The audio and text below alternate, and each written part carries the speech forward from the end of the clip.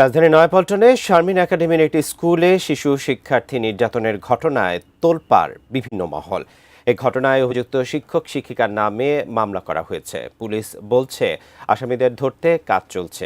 বিস্তারিত তৌফিক হাসান তুহাদের প্রতিবেদনে। কোমলমতি শিশুকে যেখানে আদরে আহ্লাদে শেখানোর কথা, সেখানে শাসনের নামে একের পর এক চড়-থাপ্পড়, স্টাপলার দিয়ে মুখ সেলাই করার হুমকি থেকে গলা ধাক্কা।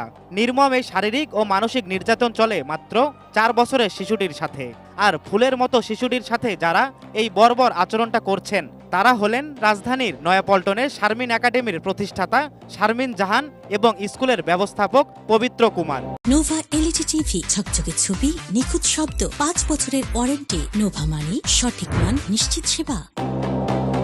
ঘটনা সপ্তাহখানেক আগে শিশুটি ওই স্কুলে প্লে গ্রুপে ভর্তি হয়। 18 জানুয়ারি ঘটনার দিন দুপুরে শিশুটিকে আনতে স্কুলে যান তার মা।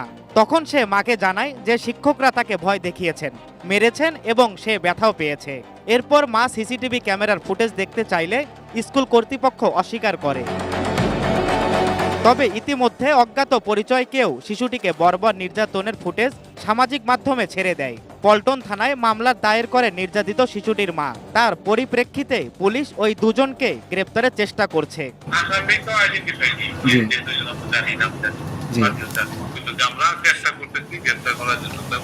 শিশুটির আইনজীবী জানান তারা আদালতের কাছে ন্যায় বিচার প্রত্যাশা করছেন।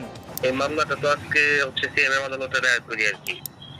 আমি প্রথমে মামলাটা দায়ের করেছিলাম শিশু আইনের 70 ধারা মোতাবেক।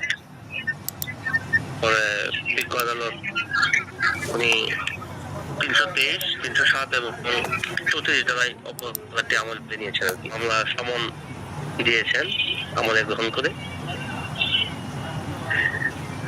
আগামী ডেট হচ্ছে 27/2/2026।